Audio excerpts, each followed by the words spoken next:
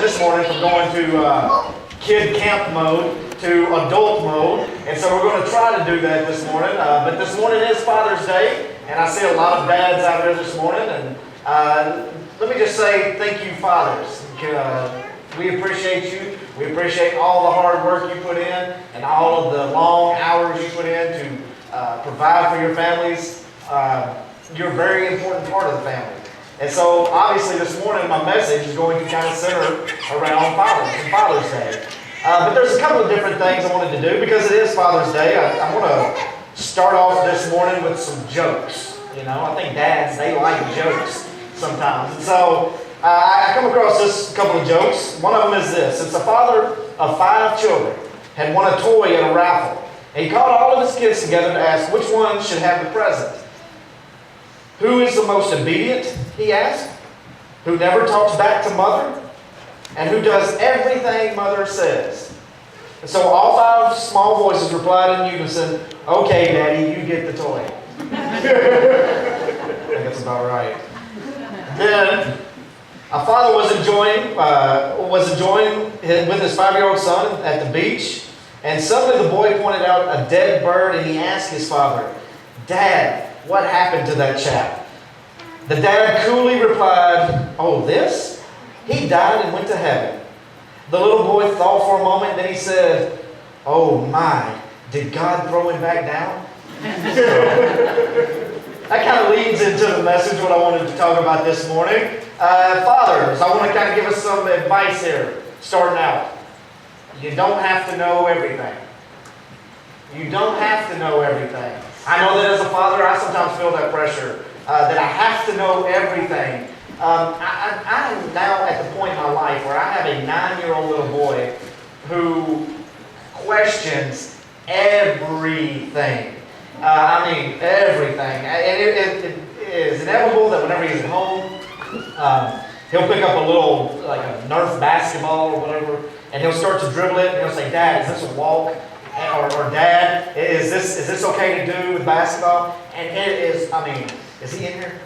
No? Okay, it is over and over and over again sometimes. So you guys know what I'm talking about. And he comes to me as his dad, and you know, sometimes it gets on my nerves a little bit. But I also think about this. It's also, I love it. You know, I'm going to miss those times where he does come to dad. I hope that there comes a time, or doesn't come a time in his life, whenever he doesn't come to dad and ask questions about everything. But here's the thing, whenever he asks me a question, he expects an answer. He expects me to tell him, you know. And so I have to tell him, look, sometimes I don't know whether what he does is a walk or not. You know, he thinks I really coach basketball. He doesn't really know I'm just the character coach, right? And so he thinks that I know a lot about this stuff. And so I feel a pressure. I feel pressure that I got to give him an answer. You know, and it's not just on that. You know, there's a lot of different questions that I'm asked from time to time. And so here's the thing. I want us as dads to realize in here this morning this, is that you don't have to be everything to everybody. You know, I think there's a lot of pressure on us nowadays to be everything to everybody sometimes. I know that there's a lot of pressures on moms to do that, but there's a lot of pressures on dads as well to do that. You see, I'm hoping that to say this, it relieves a lot of pressure from us as fathers, to know that we don't have to be everything to everybody. We don't have to know everything. And in fact, what I'm going to go over this morning is it's quite clear that we don't know everything. And so this morning, if you have a Bible, you can open it up to Deuteronomy chapter 29. That's what we're going to look at this morning. And because it is Father's Day, here's the thing. I've done you guys a favor. This is the only verse I have this morning. This is the only one I'm going to go over this morning. And so Roger, I see Roger saying amen. You know, but this is just one verse. But I'm going to break it down into 3 different parts, okay? So, but it is just one verse that we're going to go over this morning. It's Deuteronomy chapter 29, verse 29, if you want to go there. Here's what the verse says. It says, "The secret things belong to the Lord our God, but those things which are revealed belong to us, and to our children forever, that we may do all the words of this law." Let's pray. Father God, thank you so much for this morning. Thank you so much for this special day where we come together and we honor fathers. God, I pray that we do so rightfully in this church. God, I pray that we, most importantly, focus on you as our Father. For you are all of our fathers in here, God. God, thank you so much for the dedication and the devotion that these Christian fathers have. I pray that you will uphold them, and God, I pray that you will let them know that you're there with them, and walking with them, and helping them out along the way, God. God, be with me this morning. Be with me as I speak, and give me the words that I need to say, the thoughts that I need to think, God. God, be with the people who are here. Help them to hear the things that you want them to hear. Most importantly, God, help us to take away from this message whatever it is that you want us to take away. Help us to not just hear it, but to help us to also do it. Thank you for your Son, Jesus, who died on the cross for our sins. It's in His name I pray. Amen. So, God wants to help you become a great dad. He wants to help every one of you guys in here. And whether you are a father right now or whether you are going to be a father in the future, He wants to help you become a great father.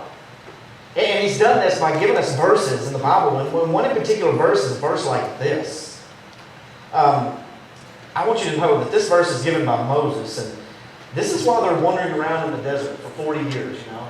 And so, all dads can kind of relate to this, because if you've ever went on a vacation or if you've ever went on a long trip with your kids, they are constantly saying, are we there yet? Are we there yet? You know, are we there yet? Can you imagine what the Israelite children were saying, you know, to Moses? Are we there yet? Are we there yet? And can you imagine how that Moses had to feel? And so they're running around in the desert for 40 years, and Moses comes across this, and he says this: the secret things belong to the Lord our God, but those things which are revealed belong to us and to our children forever, that we may do all the words of this law. And so one thing we need to understand as dads is this, is that we need to realize that we don't have to raise our children with some prepackaged answer to give them, you know. When our kids come to us, we don't have to give them some prepackaged answer. There is no prepackaged answer to some of the questions that your children may come to you with. The first part of this verse that I wanted to look at is that part where it says, the secret things belong to God. Guess what that means, fathers and mothers in here? For all of us in here. It means that there's going to be things in life that you're not going to know. And it means this, it means that there are things in life that only God knows. And it's only He that knows them. So there's going to be moments and there's going to be questions that you're going to come across in life, and you're not going to have the answer. And that's okay, because the secret things belong to God. And so realize this, dads, there's no simple prepackaged answer that you can give everything.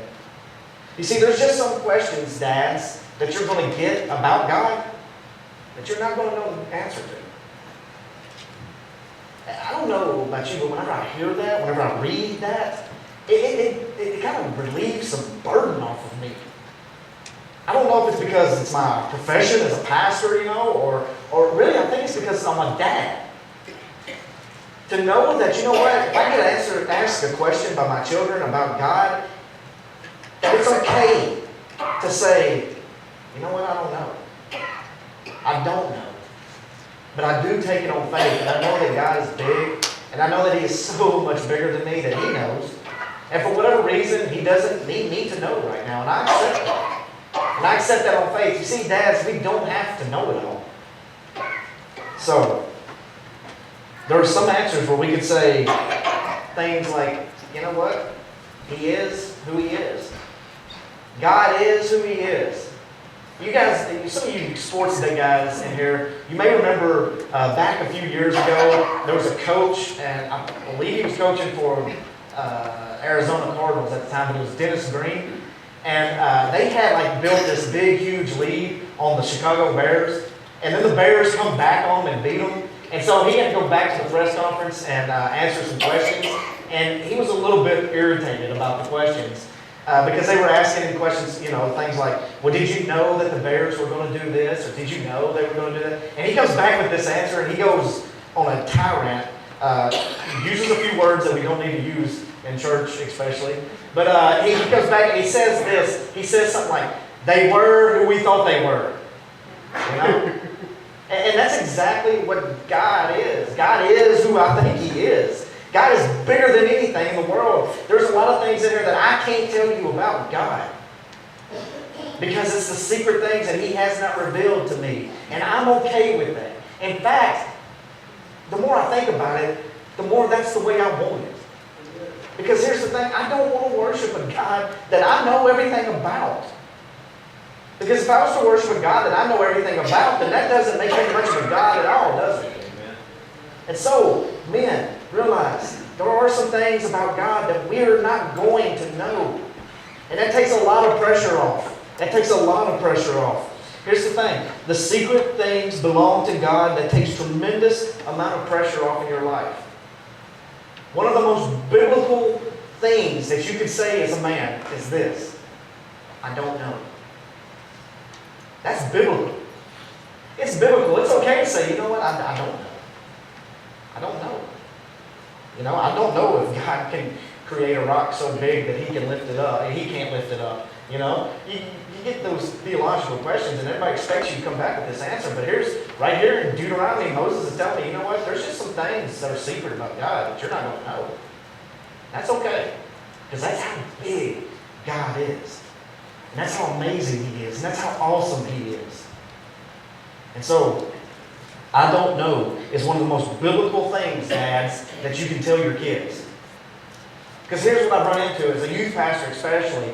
Man, I've run into so many times where kids will come to me and they'll give me this info and things about God, and I'm just kind of like, where did you get that?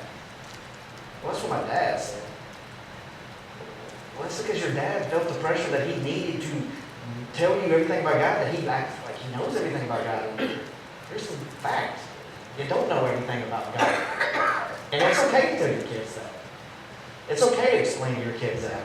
Now, we can say this and we can go to this, and this is the first part of this verse. It's like this, guys, that it's okay not to know everything. It's okay not to know everything about God.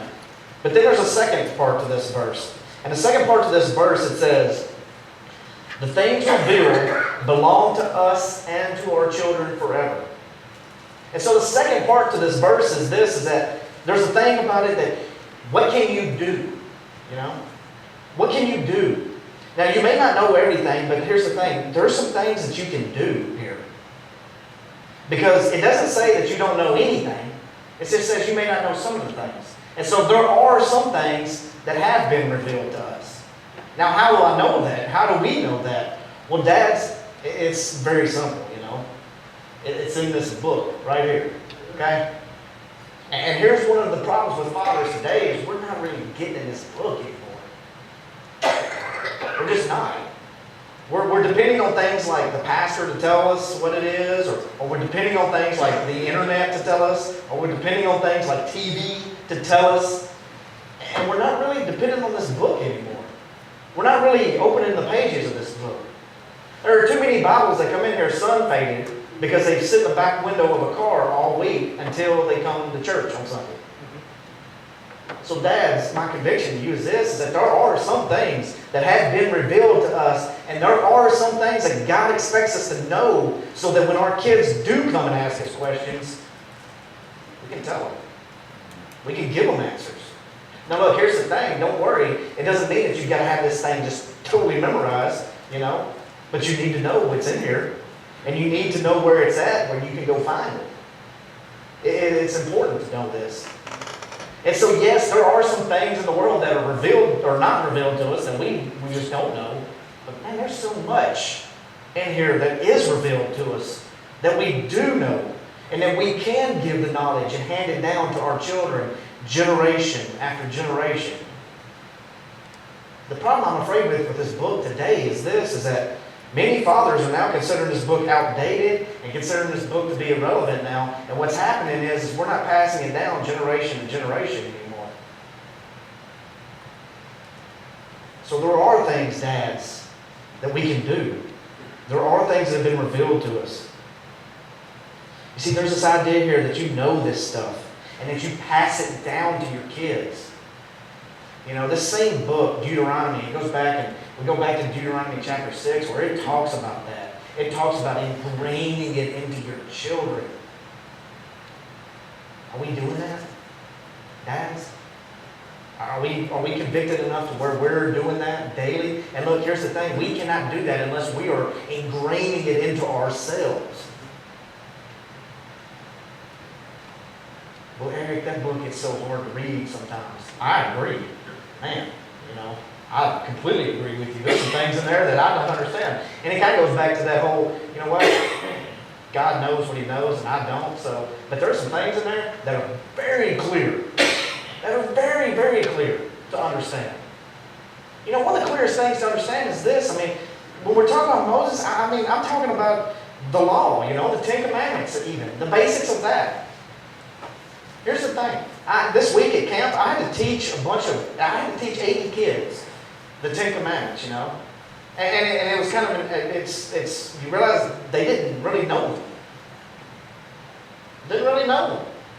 And it's because we're not passing it down generation to generation. It's because we think things like the Ten Commandments are outdated, and all this. It's not outdated, people. This stuff is so relevant for today. It is so relevant for today. In fact, many, many things that are happening today is because we're not following what's in this book. And so we must know what is in this book, dads. You see, we love to talk about things that are passed down generation to generation, don't we, dads? Whenever I get around men, I'll often hear things like, you know what, that pocket knife, that was given to me by my great-great-grandfather. It was passed down from him to him, Or this gun, it used to be my great-great-great-grandfather's, and now it's mine, Or even this car used to be my great-great-great-grandfather's, and now it's mine. Whatever it is, you guys know, we get around each other, we like to talk about this stuff, and we like to look at the past, and we like to talk about the things that we have now, that were once our grandfathers. So we talk about that with the Word of God. That it's been passed down from generation to generation. You see, I can't wait to give my kids and grandkids this,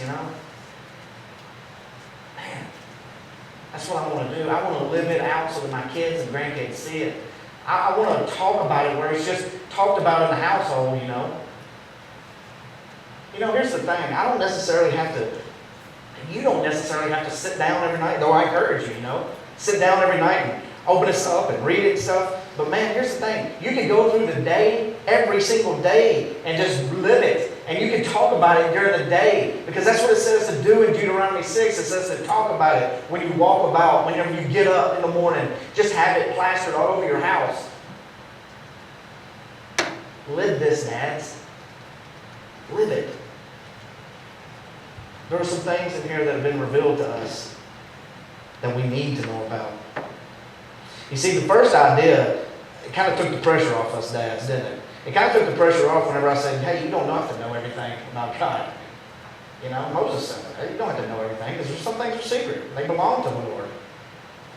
But then the pressure's kind of back on with us dads, isn't it? Because here's now what it's saying is that, yeah, but you do need to know what I've given you. You do need to know what I've given you to know. And so, dads, that's a challenge to you. That's a challenge. And there's something about men I know, because I'm considered one myself by most people. Something about us that loves a challenge, How else do you explain sports? Guys love sports. We love sports because we love the challenge. But here's the thing. With this, we're competing for so much more than some trophy. For this, we're competing for the hearts of our children,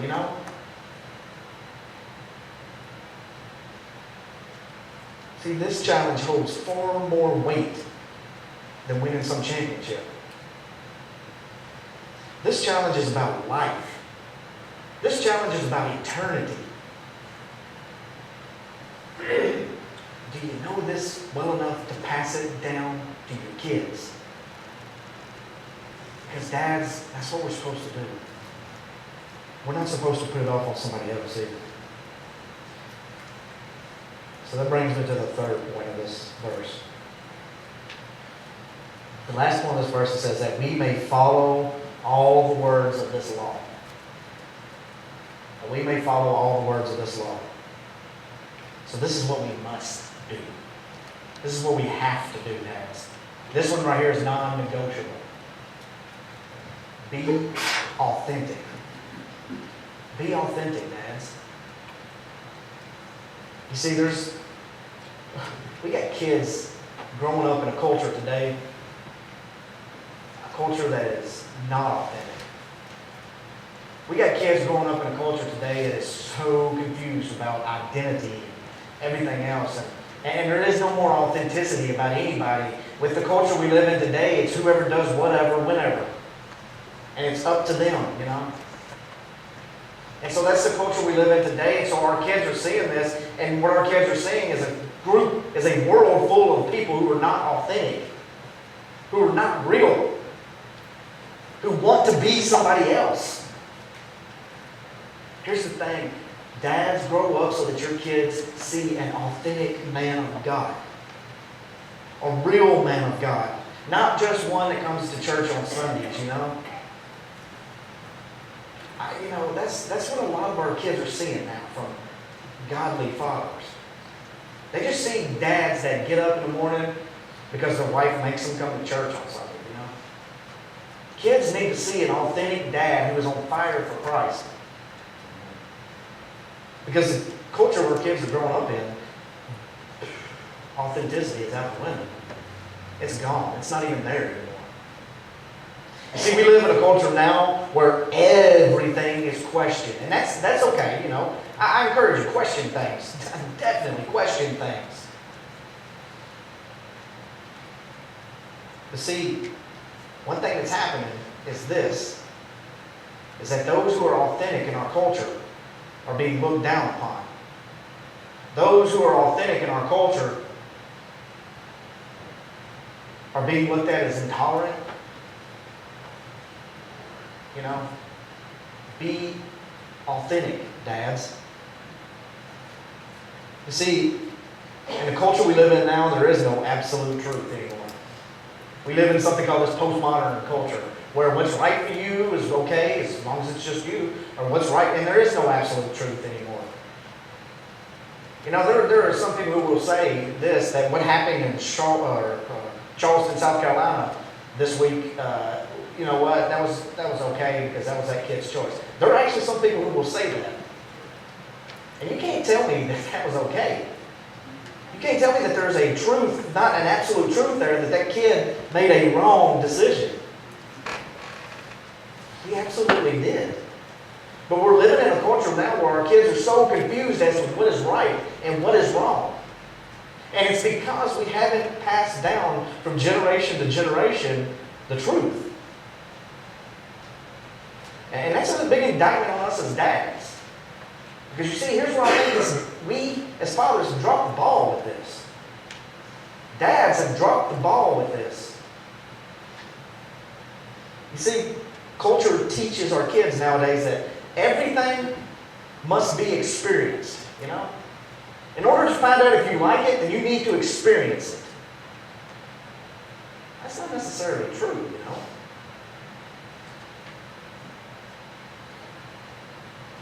Dads, be authentic around your kids. You want to know why you think it's so important that we're authentic around our kids? Do you know why that the last part of this verse says that we may do all the words of this law? Because here's the deal. I will guarantee you this. The first Bible your children will read is you, Dad. That's the first Bible that your kids are going to read. Your kids, listen, Daxton, my son, is 2 years old, about to be 3. And I can promise you this, he's already read some of the Bible. He's already read some of the Bible. He can't even read words yet, but you know what? He's seen it in his dad. And so know this, dads, that's why it's important to be authentic. That's why it's so important that you don't come in here on Sunday morning waving this thing around, and then on Monday throw it in your back window of your car and let the sun fade. Because your kids see that stuff. Trust me. I spent enough time in youth ministry to know what happens to kids. I spent enough time in ministry to know what happens to adults. I mean, you know, be authentic. Your kids are looking to you today, Dad. They're looking to you to see how this thing called Christianity affects your everyday life. your everyday life, not just your Sunday life. But tomorrow morning when you wake up, your kids are looking at that. Tomorrow night when you go to bed, your kids are looking at that. And here's the deal, we're going to make mistakes. I made plenty. I made plenty last week. I get mad at times when I shouldn't get mad. I say things I shouldn't say. I do things I shouldn't do. But what my kids need to see is a man who is doing his best to follow Jesus. And a man who, whenever he does do things wrong, that he goes back and he realizes that he needs to get right with God again. My kids need to see an authentic dad. You see, being authentic doesn't mean that you don't have any faults or failures. In fact, it's quite the opposite. It means that your kids even see those failures in your life. But when they see those failures, they see the one that you run back to. That's being authentic, Dad. So, be authentic around your kids, because you're going to be the first Bible that a lot of your kids read. They're looking to you, Dad, to see how this thing called Christianity has affected your life and how it affects your everyday decisions. More often than not, there are some exceptions to this. Okay? I'm not saying that this is 100% across the board. But more often than not, the life that your kids choose to live comes from the life that you're living right now, Dad. There's a lot of exceptions to that rule. But as a youth pastor, I can tell you right now, I've seen a lot of kids go the path that their fathers have gone. And that path has been good for some. That path has been awful for some.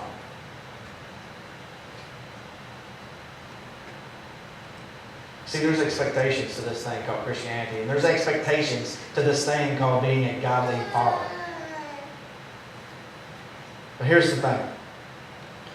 If they don't see you praying, they never seen you pray, whether it be at church, at your house, at a meal, whatever. But if they don't see you praying, then guess what they're going to think? Prayer must not be that important because Dad, he ain't doing it.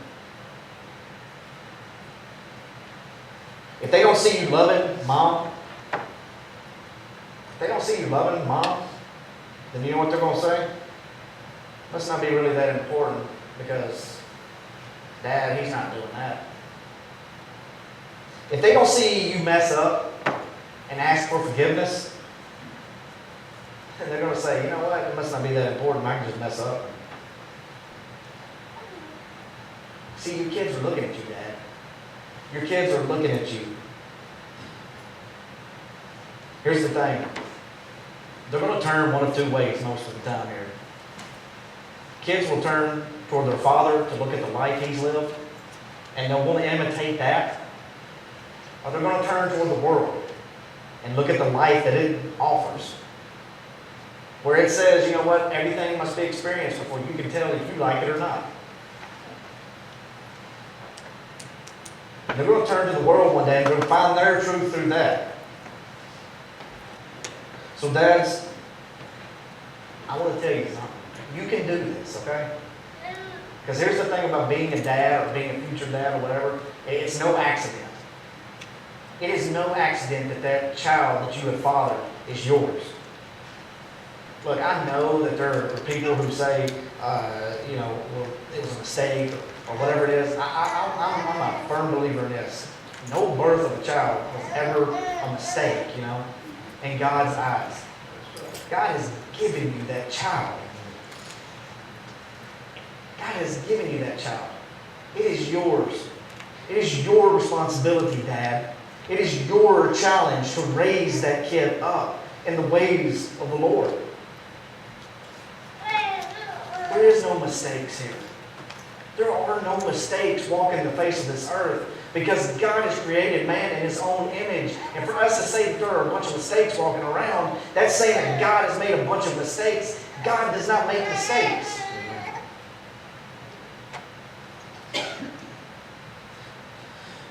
So Dad, you can do this.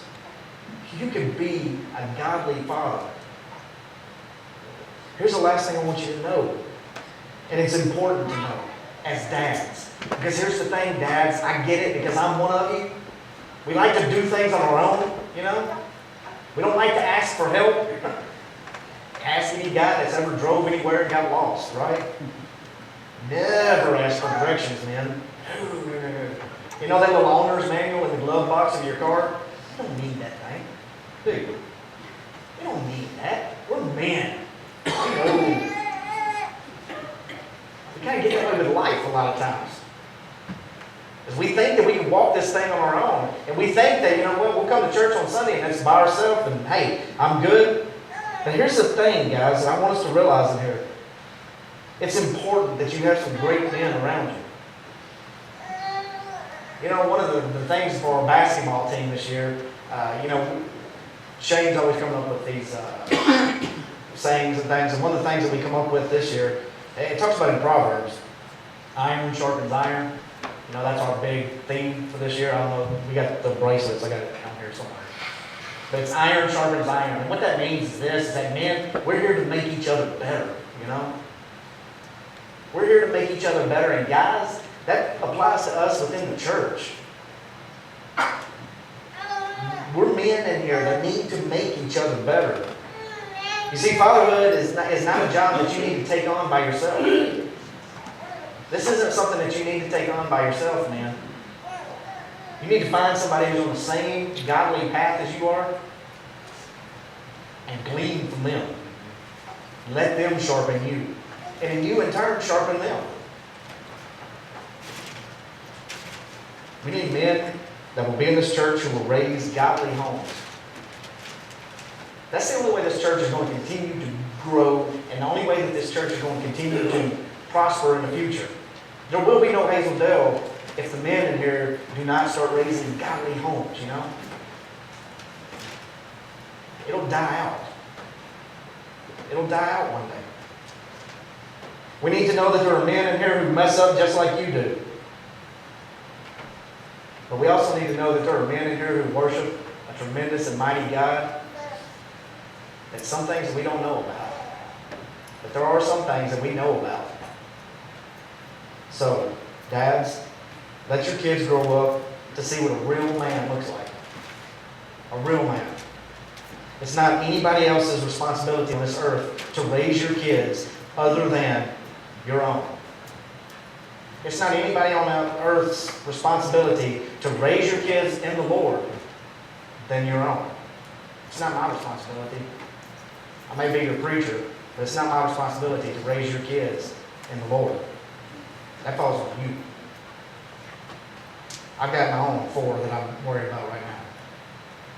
But here's the whole reason we do this together is because we sharpen each other and we make each other better.